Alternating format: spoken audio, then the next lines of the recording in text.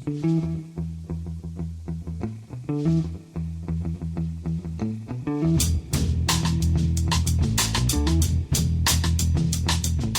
and welcome to The Price of Football, the show that looks at the money behind the beautiful game with me, Kevin Day, and Liverpool University's Kieran Maguire.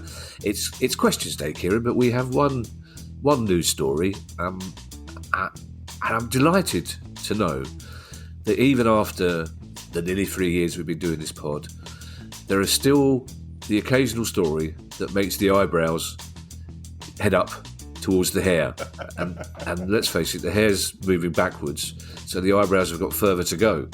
But this one has a proper eyebrow raiser, and it's to do with Barcelona. So many of our stories recently to do with Barcelona, but they've signed a new deal with a young player, and the eyebrows are raised at the release clause. Kieran, I mean, this is a step into the future, isn't it? It is, but I think you and I, we're both old enough to remember the first £100,000 player in 1970, and then Alan Ball, I think, was 200,000. And when Trevor Francis went for £1 million in, 1979 when he signed for Forest from Birmingham, the reaction was, we're all going to hell in a handcart. And now we have the first 1 billion potential deal or buyout clause with Barcelona's Gavi player. You know, he signed a new deal. Now it could be that this is done as a PR exercise, but that's exactly what Barcelona thought they'd done with Neymar when his release clause was it €220 million, and everybody just scoffed. And then along came PSG a couple of years later and says, yeah, OK, we'll do that. So in the world of football, as we've learned through both good and bad reasons, never say never. That's the thing here. I can't help but think that in another 3 years' time, when we're doing pod number 1050 or whatever it is, we will be discussing the fact that someone has triggered the €1 billion release clause. I mean, you say to do it as a PR exercise, or is it simply that they think this player is the best player the world has ever seen and they want to keep him forever? I suspect there's an element of both. They're protecting their interests. They're effectively saying to the rest of the football market, we've got the real deal here. If you really want him, then you're going to show an awful lot of love with an awful lot of zeros. But it's also an issue here, potentially, of restraint on him. We know Barcelona have got all sorts of financial issues, and it may be that they're desperately hoping someone does come in and give them €1 billion because they're short of money.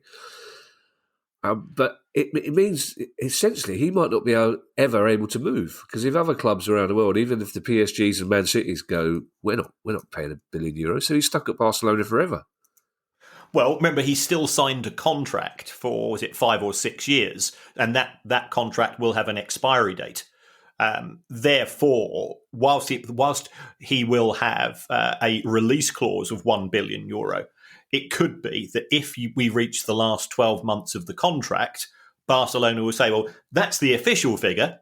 We're always willing to talk because we risk losing him for nothing in 12 months' time. So the €1 billion trigger is that allows him to talk to other clubs. Now, Barcelona could accept a lower offer at a date during this contract. Yeah, they might say 250 million. We're willing to talk, but we don't have to advise the player. These clauses, what they have to say is that if you give us an offer which exceeds or matches the release clause, then we are obliged to tell the player. Players don't know, but there's many bids that come in for them which they're completely unaware of. This is a contractual obligation on the side of Barcelona. I always remember when Forest signed Trevor Francis for £1 million. It was Brian Clough, and I was slightly baffled by his logic because Brian Clough kept publicly saying, actually, no, I insisted it was £999,999.99p. because I didn't want him to have the pressure of being the first £1 million player. So, but it's a sign of the times. And the questions, Kieran, and they're very good questions this week. And the first one comes from Steve Temple, who I believe was a private detective in Los Angeles in the 50s. But Steve Temple says, your discussions this year about the metaverse got me thinking. Let's say Man City charge fans to stream a game from the metaverse stadium. With sufficient computing power, would Man City have the right to recreate a live game in that stadium to show to those fans, maybe using avatars for each of the players? My thinking is they can avoid breaking broadcasting rights by not showing a game live, but by showing a recreation of it, which would be near live. And we know from films, Kieran, like Lord of the Rings and Spider-Man, that there is that technology around where you can turn a human being into an avatar. So what if they were to computerise an actual live game and show it 2 minutes after it's going out? This is feasible, and I think we had this discussion a few weeks ago, just after I'd been to the ABBA Universe gig in London, where I was absolutely gobsmacked. I went there slightly cynical, saying, I'll be able to see through this. And it was full on, Bjorn, Benny, Agnetha and Annafried. And it was as realistic as you could possibly hope it to be. And in fact, many ways more so. So this is something which is feasible. However, the Premier League deal and UEFA's deal are for all broadcasting rights. So there are TV deals for the live matches, and there are TV matches for delayed publication. Because if you remember, normally at 5:15 on a Saturday afternoon, Sky will now broadcast the goals on their YouTube channel, for example. And we've got Match of the Day. Again, that's delayed broadcast. So I don't think that an individual club will be able to circumvent these rules. However, I do think that this is a way of expanding the value of the rights, because I think we sort of discussed you could have a stadium in New York in which you go there and you see the match on avatars, and you could perhaps have an indoor stadium where you've got the processing power, and you could easily have 12, 15, 18,000 people watching the match there effectively live through 3D avatars. At the same time, it's being broadcast in Melbourne. At the same time, it's being broadcast in Buenos Aires and Lagos and Shanghai and so on. So that is something which technology could bring, and we don't know how quickly technology advances, but you've only got to compare where we are in 2022 to where we were in 2012. Things move very, very quickly. And this is one of the reasons why American owners in particular are so keen to get into the Premier League, because they are very, very bullish about combining technology with football, given that football is the world's most popular sport and the Premier League is football's most popular product. Our next question, Kieran, comes from Clive Steed. I believe Clive Steed was a flamboyant MI5 agent in the 1960s who had a brief fling with... It was John Steed, wasn't it? From the Avengers. From the Avengers, yes. Yeah. That was a wonderful show. It was a fantastic show, yeah. It probably wouldn't have got commissioned if he'd been Clive Steed. But never mind. It still had the wonderful Diana Rigg in it. Clive Steed has got one of those questions that we love, Kieran, which are very simple, straightforward, but also we should have thought of them before. And it's this. Clive Steed says, why are players not registered as limited companies? Surely there are a bunch of costs that are justifiable as a company expense. Now, obviously, this is an issue in my business, Kieran, the entertainment industry, when a lot of people pay themselves, and there's been a lot of criticism for it. They register themselves as a company for various reasons, and it's a really interesting one. Do footballers not do the same thing? Well, footballers do the same thing. If I give you first of all, and I'll be sensitive how I deal with this, Ryan Giggs Limited. Ryan Giggs Limited was incorporated in 1993, just after he'd made his debut. and indeed my old accounting firm, we used to run Ryan Giggs Limited. Oh. So he'd sometimes turn up at the offices, and you can imagine the swooning which would be taking place as he walked through. The advantage, and also we've got Harry Kane with HK28 Limited. We've got Marcus Rashford with MUCS Enterprises Limited. And all of this information is available on Companies House because, as you know, Companies House is one of my big friends on the internet. And I keep tabs on every player's private company because I'm a dweeb. But the advantages of taking such an approach is you're absolutely right. There's an issue called IR35 to try to determine, are you an employee or are you a contractor? So can you be paid direct into your company or should you be on payroll? So that means that footballers do have to have a substantial amount of their remuneration paid via payroll, but their image rights tend to go to the players' individual set-up companies. Now, the rough rule of thumb is that the HMRC, if you are a high-profile player, will allow probably up to 20% of the player's earnings to go to the image rights company. What's the advantage of that? Well, a company is taxed at 19% on its profits, and a player will be taxed at 45%, assuming that the player is a higher right player, and in the Premier League that would be the case. But what's also kicked in recently is that you're going to have to be paying on top of that 3.25% national insurance. So effectively, players are being taxed at 48.25%. If some of their money goes to the image rights company, what they can do, if they've got any sense, is first of all, they might employ their partners, their children, if they're adult children, other relatives, and they can pay them out at the standard rate of tax. But the other thing that can happen is that if a player's earning a lot of money during their career, they effectively use this image rights company, this personal service company, whatever you want to call it, as a means of building up money during their career. And then once they've retired, then they can effectively draw down the money from the company in those subsequent years. So if we take a look at Ryan Giggs Limited, at one point that company had over £3 million in the bank, and that peaked during Ryan Giggs' career. Since then, the cash in the bank account has gone down on a year-by-year basis because clearly he's not earning the same type of money that he earned as a professional footballer at Manchester United. And it's sufficient tax planning, and that company has in fact recently gone into liquidation because the money, the cash which was in the bank balance, has slowly decreased. In his post professional footballer career. So it does make sense, and it does take place if you are a left back playing for Barrow, and no insults here to Barrow's left back.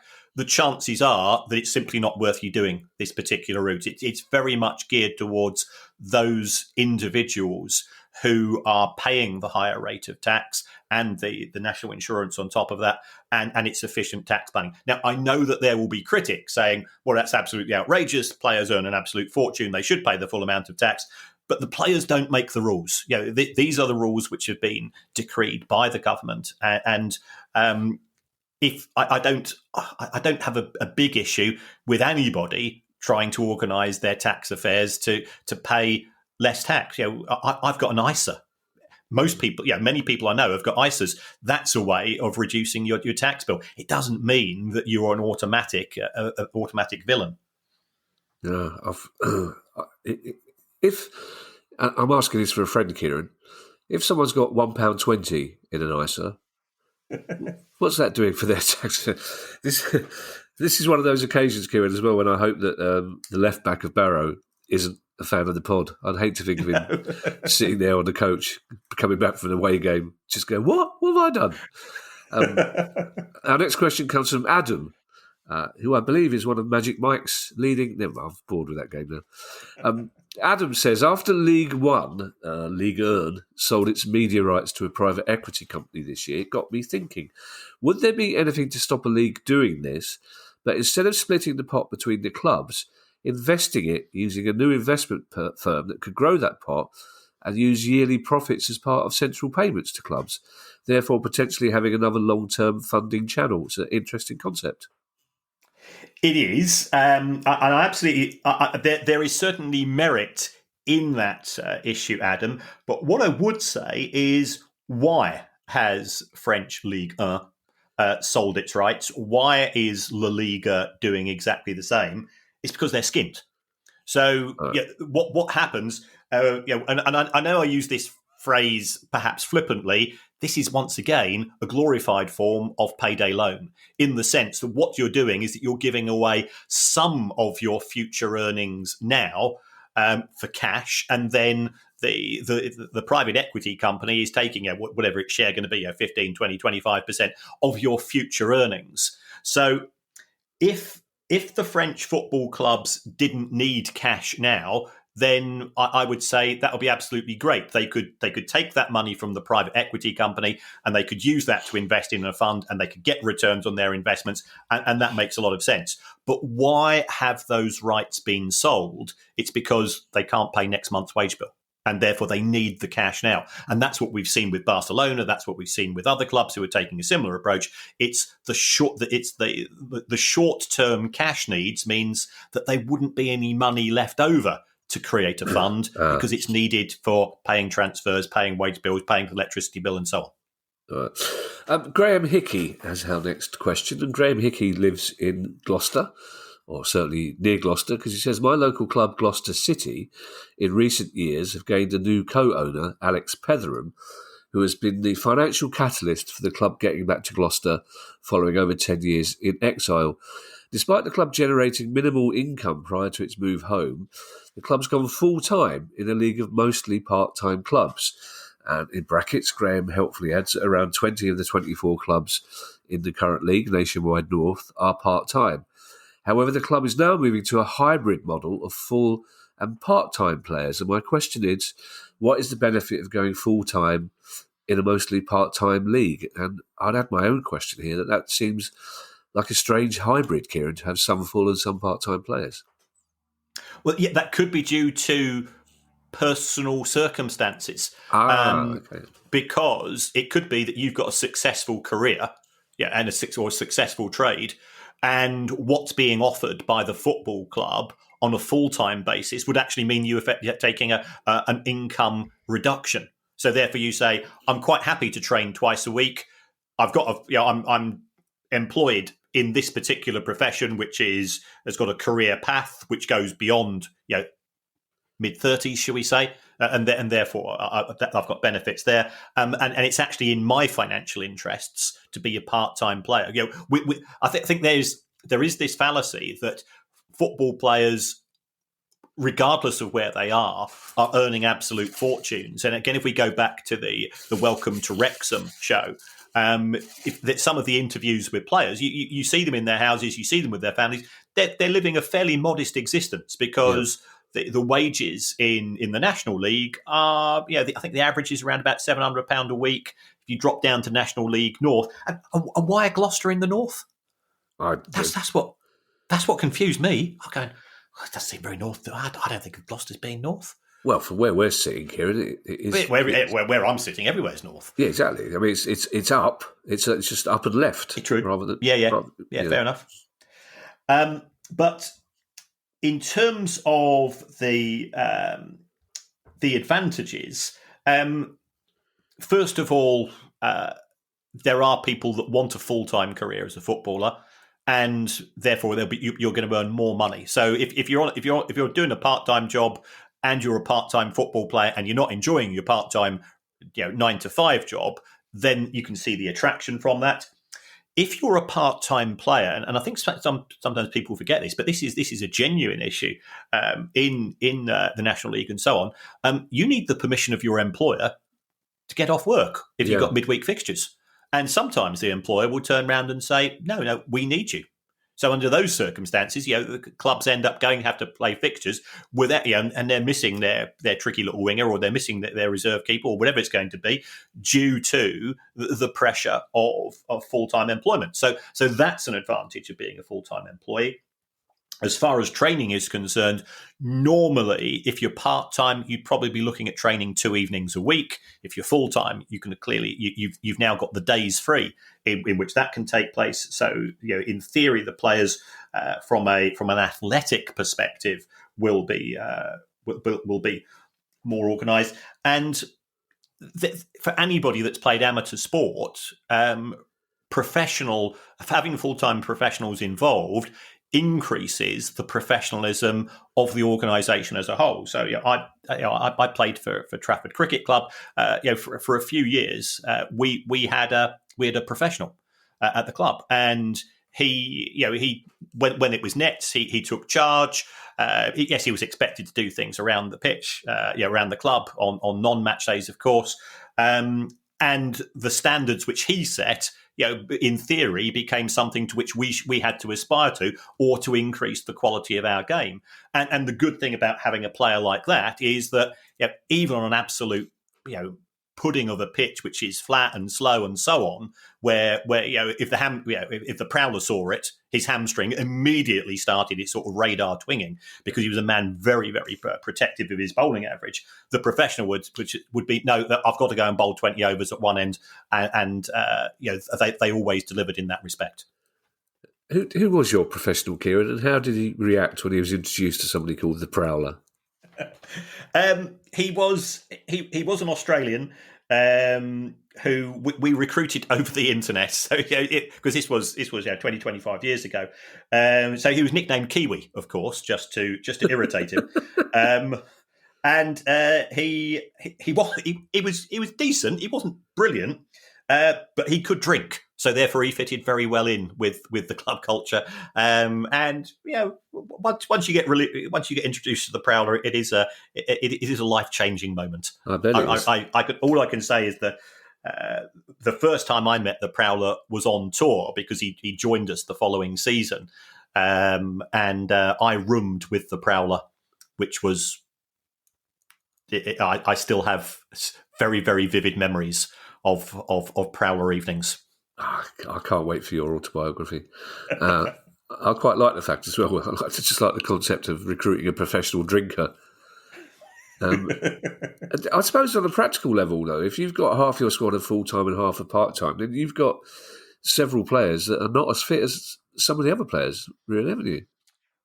In theory, but to get to National League North Standard, these lads are probably out, at the gym, or out running, keeping themselves pretty fit, on a regular basis, because they know that if they don't deliver in terms of their level of athleticism, they're going to be out of a job.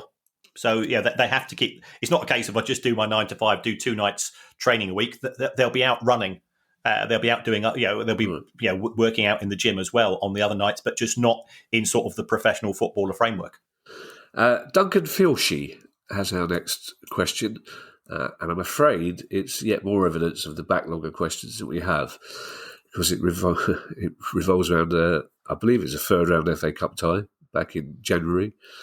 But Duncan says, while watching last season's Everton versus Boreham Wood FA Cup game, I couldn't help but notice that the Boreham Wood players' kit was by Puma, whereas the coaching staff are all wearing New Balance. Is there a reason why the same manufacturer wouldn't have produced both, as seems to be more common? Yeah, he's certainly right. It is more common. And anybody's interested, the Boreham Wood kit, and especially their away kit, is absolutely gorgeous. Oh, is it? What is it? By the way.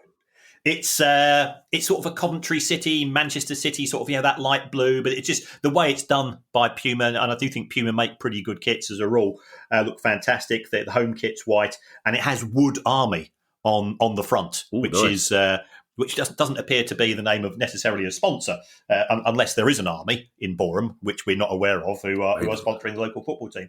The reason for this is that Puma's deal will have been exclusively to supply replica kits and first team kits for Boreham Wood, and I don't think that they will have considered going much beyond that. So therefore, there's simply here a gap in the market. The deal wasn't broad enough to take sort of some of the the managers and the other members of staff's clothing requirements into consideration. So it could be that they've done a separate deal on an individual basis. Yeah, they've gone to New Balance. They say, look, we don't necessarily want any money, but if you supply us with some free kit, then at least when we are on telly, you'll get to see your logo being displayed here. So that it wouldn't be the case at a higher level of football where everybody's scrutinising the management team just as much as the players, because they're and you've got the cameras on them. At Boreham Wood, you're not going to be selling much replica kit as far as the coaching staff is concerned. So therefore, as far as Puma is from Puma's perspective, they're not going to bother to get involved. Now, sorry, I was momentarily distracted. There's genuinely a squirrel out in the garden, which took my eye off the ball there, Kieran. I'm really sorry about that. Also, it's just looking very funny. It's doing something with nuts, which I'm reluctant to tell you because it'll make you giggle through the next question. This next question for Paul Watkinson is a really interesting one. And it's one of those that's very simple and we should have considered before. But Paul Watkinson says, on a recent pod, you mentioned that Nottingham Forest sacked managers would still be paid monthly during payroll. Does a sacked manager then, still being paid, count as an employee of the club and therefore have to pay national insurance and PAYE, or do they get paid as if they're not employees? This is a tricky tax issue. A lot would depend upon the nature of the manager's dismissal. So normally they would be entitled to a redundancy payment. Redundancy payments are tax-free. And therefore, under those circumstances, they wouldn't be paying national insurance and PAYE.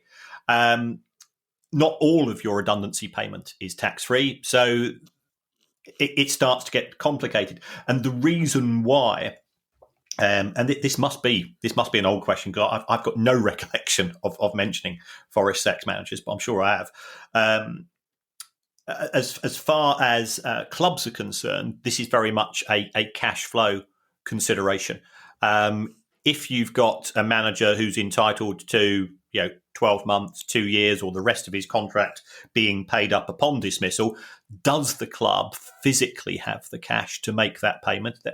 We are talking about potential very high sums of money. And therefore, what we do see some clubs is to say, well, we'll pay you a monthly element of that for the next X months. And certainly, if I recall, sort of Manchester City in the 90s, certainly in the pre-Sheikh Mansour era, they had at one point, I was told, about half a dozen former managers who were getting some form of regular payment, because City did a few fallow years, and they used to get through managers. I went through the list of Manchester City's managers this morning, and you go, blimey, I don't remember him being there. And Brian Orton, Mel Machin, I remember them at the time, but you look at that list, and not some managers didn't survive too long, and therefore they were sacked. Especially, Peter Swales was quite keen to sack people, and they didn't necessarily have the cash. Manchester City had some pretty hard times financially during the 90s.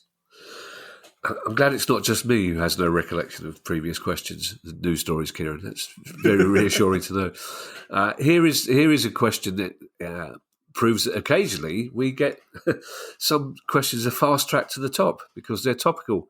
Ray Ward has asked, given that Roman Abramovich said he's not going to get back the £2 billion that Chelsea owe him, how does that get handled under FFP? Right. Yes, this has provoked. There's a lot of newspaper articles about this at the time, which made me scratch my head. It's completely outside of the remit of financial fair play. The £2 million that was owed to was a loan. Loans go into the balance sheet. The financial fair play is all based on profit and loss. So the two things are independent of one another. So Chelsea will not get a £2 billion benefit from that loan not having to be repaid. It will simply be completely ignored as far as the small print is concerned. I think there's a much broader issue in respect of this £2 billion, or actually the £2.5 billion that's been paid by the Clearlake Capital stroke Todd Bowley group, is we were told at the time that money was being used to provide relief in Ukraine for victims of Putin's war. And since then, there's been absolutely no news coming out. So has the money been distributed? Is it sitting still frozen in a bank account somewhere? And if not, why not? Because help is needed now. I know that there have, I think we both are Team Ukraine when it comes to this war. But there are thousands of people dying. There are thousands of people who have lost their homes. And if there's an opportunity to provide some humanitarian relief, it should be taking place now, not in 12 months' time, not in 2 years' time, because it's too late then. People will have, they will have lost more homes and they will have lost more loved ones, and their health will have deteriorated due to a lack of medical care because the hospitals are being bombed and so on. So whoever's looking after that money, get your finger out. Yeah.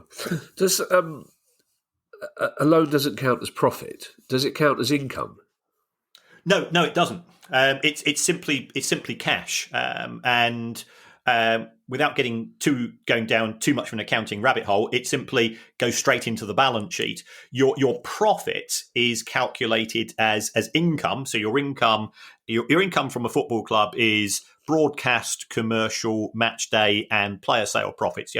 And then you've got your costs, and your costs are wages, amortization, overheads, finance costs, and so on. So the loan is simply a way of providing cash for the business. It doesn't provide profit, and therefore it doesn't go into your FFP calculation.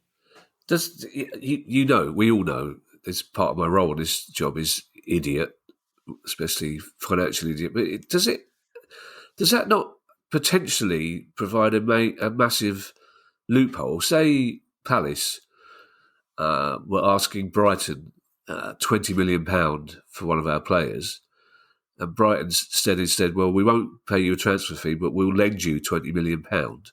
Could that happen? It could happen, but the nature of a loan is that a loan has to be repaid. So yes, of course, yeah. So it would at some point it would fall down, and also from Palace's point of view, they want that £20 million because from the player sale, because that does count towards Palace's FFP calculations, and it helps to boost their numbers, which allows them to then go out and spend that money to go and buy players. Right. I suspected it was an idiot question, but I thought I'd ask it anyway. I say at the start of every term, there is no such thing as a stupid question apart from the questions that you never ask. Oh, that's very philosophical, but we have learnt, Kieran, in 2.5 years of this pod that there are such things as a stupid question, because I've asked many of them.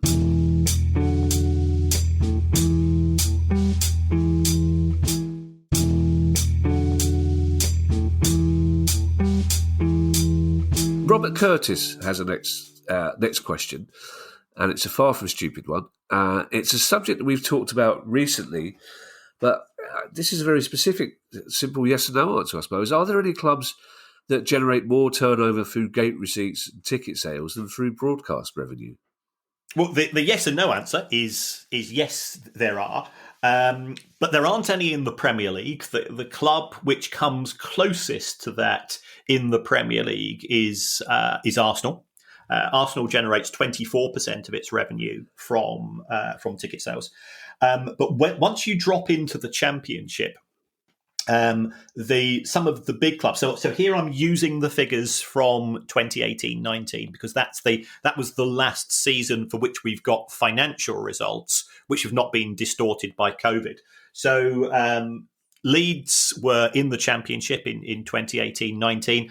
Leeds generated twice as much money through match day as they did through the TV deal, and I think that's a much broader issue in the sense that why is so little money going into the EFL in terms of TV distribution? But we can park that. We'll leave that for the consequences of the Tracy Crouch fan-led review into football finance and governance. I know people would be itching. He's been a lot of questions already. He's not said it. Also, that season, certainly Derby. Some of what I'd call big clubs in the Championship. So Derby and Sheffield Wednesday, they both earned more money from broadcast than more money from matchday than broadcast. When you drop into League One, the money from the TV deal isn't very big at all. So there's plenty of clubs. Big clubs such as Pompey and Charlton are one you would expect to be the case. But even AFC Wimbledon generated more money from ticket sales than they did from the broadcast. And again, that's a much broader issue in terms of distribution. We moved to Scotland, and the vast majority of clubs are generating very significant sums from match day compared to broadcast, because the size of the SPFL deal isn't huge, although it is very competitive on a match by match basis. But Rangers, for example, they generated 60% of their income from match day. Celtic were around about 50%. Remember, both of those clubs were playing in Europe at the same time. So both the domestic and the UEFA TV deals were bringing in less money than was coming through, Celtic and Ibrox and so on. Even what you call sort of the other notable clubs, Hearts, Hibs, Aberdeen, they were all generating more money through match day sales as well. And part of the reason for that, and I think this is one of those things which you research and you go, well, I never would have guessed that in a million years. Scotland has more people attending football matches per 1,000 of the population than any other country in UEFA. Of all the 56 countries, Scotland is the most football crazy in that regard. Yes, I believe it's the second highest in the world as well, I think. Wow, cool. Yeah. Our penultimate question comes from James Anderson. I do like to cherish a fantasy that James Anderson sent us this question whilst relaxing during the lunch break at the Oval. I suspect it's probably not Jimmy Anderson, but never mind. My question, says James, concerns the electronic advertising boards around football pitches. My son was watching yet another YouTube video. I love this classic dad work. So, watching yet another YouTube video recently about various technologies. There are worse things he could be watching, James, so I mean, count your lucky stars. And it mentioned on this YouTube video that my son was watching that during Euro 2020, the boards used around the pitch were actually augmented reality. I'm assuming that if true, this means that the spectators might see the actual real-life advert for one brand of beer. We at home in the UK might see another brand, and viewers in, say, Germany or China might see a third different brand. Firstly, is this true? And secondly, if so, does the Premier League also do this when selling TV rights? As obviously you could sell the advertising fees several times over around the world, making vast sums of money in the process. Yes. First of all, you're not the only person that has a fantasy about James Anderson. I can assure you the Baroness has had quite a few of them as well. As whenever he comes on to bowl and when we're watching it on the telly, she just starts dreaming and dribbling. Well, can you tell the Baroness for me? Do you remember the conversation we had about Terry Hall not being a ray of sunshine? Compared to James Anderson, he is Chuckles the clown. like most fast bowlers, I've never seen a more angry man. When we were filming League of Their Own, did a special, and there was a cricket match, and when James Anderson was accidentally bowled by James Corden, he was proper, because everybody, all the other cricketers did double up. And he threw it nearly. I would have made a lot of money out of it because he threw the cricket bat. He didn't throw it at me, but he certainly threw it past. He's really delightful. But when he's talking about batsmen, my word, he is a handsome man. He's very nice, yes. But he just when he puts the whites on, oh my God, literally, you almost see the steam coming out of his nostrils. Right. Well, we're back to James's question. He said, firstly, is it true? Yes, it is true. It is true. Wow. It is, yes. Again, it's technology is developing in ways which we never considered possible many years ago. And if we take a look at the Premier League's, what they refer to as their central commercial rights, which are split evenly. This is one area where the Premier League is still showing year-on-year noticeable growth. So there are some central perimeter deals which are organised by the Premier League, but you are able to effectively localise what is seen by individual broadcast partners. And of course, the Premier League knows that, and that's one of the things that the Premier League does when it goes into negotiations. So, if it's talking to talking to a Chinese broadcasting company or one from Brazil, or wherever it happens to be, it says, right, this is what we think we're going to charge you for the rights, but you can effectively put whatever. We will allow you to have control over the domestic viewers in terms of what they see, so you're going to be getting some more money back, and this allows everybody to chip in and make more money. Well, actually, I should get a noise, some kind of sound effect on my laptop as an idiot question alert, because just thinking about Robert Curtis, the previous question, and the difference between season ticket broadcast revenue and other potential revenue. In the Premier League, I mean, there was some disquiet because Man City's advertising hoardings seemed to be slightly taller than in previous seasons.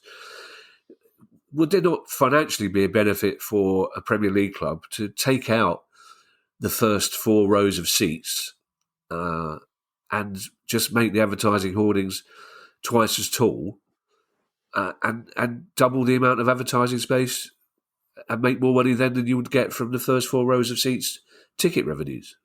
Yeah, I mean that's effectively what Manchester City have done. Now, this is partly due to UEFA are quite sniffy about what can and cannot be shown and what seats can and cannot be occupied. Right. But clubs are taking this into consideration. They're fully aware of the revenues that they generate on a per seat basis, and in the case of Manchester City, based on my calculations, this will be including European matches, it's around about £1,000 to £1,100 per season.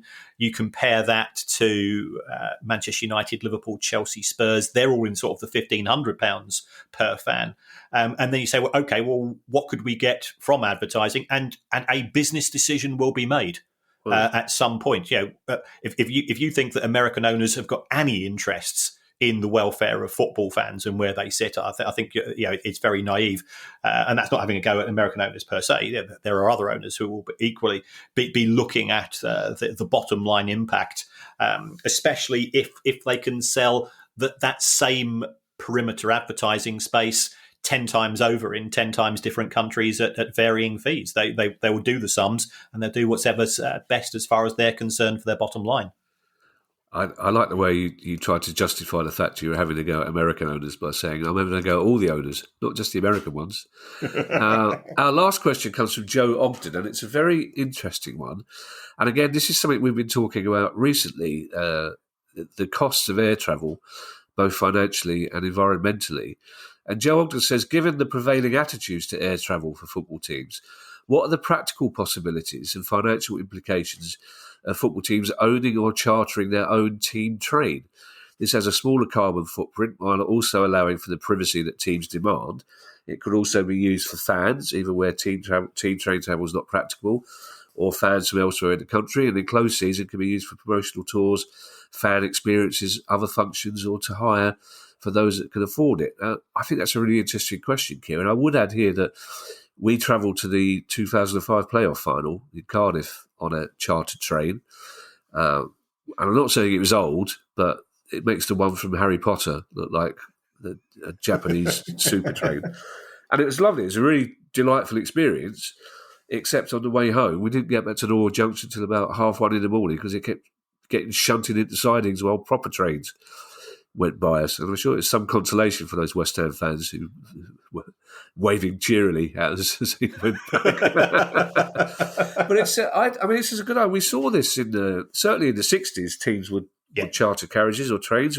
Coventry City famously had their own train for fans that had a disco on it, thanks to that visionary Jimmy Hill. It makes perfect sense to me, this one, Kieran. It would have made perfect sense if we had an integrated national rail network, which we don't, unfortunately. I absolutely agree with Joe that in terms of carbon footprint and environmental impact, there's a lot to be said for travelling by rail. Anybody that does travel by rail will advise that it's not the most reliable. It's not great, especially if you're going from east to west. The south to north network is okay, but I start. University term starts this week. I'm on the 426. When I start teaching this week, and that gets me to Liverpool for 9:20, and I teach to go straight into class, and I'm keeping my fingers crossed. 4:26 in the morning. 4:26 in the morning, so I get up at 3 a.m. There's a train at 4:26 from where? There's a train from Haywards Heath to London. Wow! And I hop across London, get the first train up to Liverpool. Huh. Wow, goodness me! It's a whole new world, isn't it? It's the world of accounting. Yes. Oh, I bet that's a lively train, isn't it? The 4:26. Oh, yeah, you can imagine. Yeah, we're knocking back the cans, as you can imagine. I didn't know quinoa came in cans, Kieran, but there you are. So I think you raised a valid point, Kevin, that you will get stuck in. You will get sidelined because there will be faster trains that are scheduled, which take priority. And remember, if trains are late, then passengers are entitled to refunds. So there's no way that Avanti or Virgin or LNER are going to say, we're going to let a football special come through. It's a slower train because it's probably not as modern a train. So I think it's a great idea in practice, but what happens if the train breaks down? How are you going to get the players there? If you're doing something like Liverpool to Norwich, it'll probably take you 4.5-5 hours by train there, and the same back. You can fly it in 50 minutes. From the players' point of view and from the club's point of view, like the players are likely to be playing in a European match the following Tuesday or Wednesday. The players want to be back home. The club wants the player to be back home from a recovery point of view. It's probably not going to work, but conceptually, I'm absolutely with you 100%. Yeah. Thank you to everyone who's donated to the pod via our Patreon page. If you'd like to make a small monthly contribution to the pod as well, then go to patreon.com/priceoffootball. Now, our next live show was due to take place at Plymouth Argyle's home park on Tuesday the 27th of September. But as you may have seen on social media, due to circumstances out of our control, we've now had to put that show back to December the 13th. Many apologies for those of you that are inconvenienced by this. Hopefully everyone who's bought a ticket has now been contacted by Plymouth, and we hope you can all still join us on December the 13th. We're very much looking forward to the show, and I'm very much looking forward to going back to Plymouth. There are 1 or 2 tickets now still available because people can't make the second date, and you can get those through Plymouth Argyle's website. If you have a question you'd like answered on the show, please email us at questions@priceoffootball.com. And in the meantime, I shall hand you over to Mr. Kieran Maguire for his customary farewell. Well, thanks as always, folks, for the feedback and putting me to rights. Especially, there are quite a number of you that pointed out that Diego Costa's contract expires in December 2021, and I said December 2022 because I can't count, which is a bit embarrassing given my profession. But Patreon is one way, and remember, if you pay I think it's the £3 tariff and above, you get the opportunity to listen to the show without adverts, and so some people might prefer that. That's one way of supporting the show. Coming to the live gig in Plymouth would be fantastic. Certainly, it was so great to meet people at the gigs that we've done to date. And we will be putting forward a list of. We try to be slightly. It would be wrong to say it's a tour, but a slightly more organised set of shows live will be coming out in due course. We've got lots of invites from all over the country. In fact, countries. I'll say no more than that. But if you want to support the show in another way, go on to that podcast app that you use. If you can give us 5 stars, it helps us in the charts, helps us with the algorithms, which myself and Kevin don't understand. But producer guy says, "Have you mentioned algorithm in this week's show?" And we like to be able to give them a positive response on that. Doesn't matter what you say. It says you could even say you'd rather have the show presented by Emma Watson and Johnny Marr. And we'd be cool with that because I'm going to see a Smiths tribute band tonight, and anything to do with Johnny Marr is always okay by me. See, for James Anderson and the Baroness, Johnny Marr and Ali, read that. Really? Yeah, definitely. I'm having a brain freeze now. I can't remember. It was 2005. That train was charted. Never mind. That's a strange note to end the pod on, isn't it? But revealing who Ali fancies, and I can't remember which year Palace beat West Ham in the playoff final. Bye, everybody. Bye. The price of football.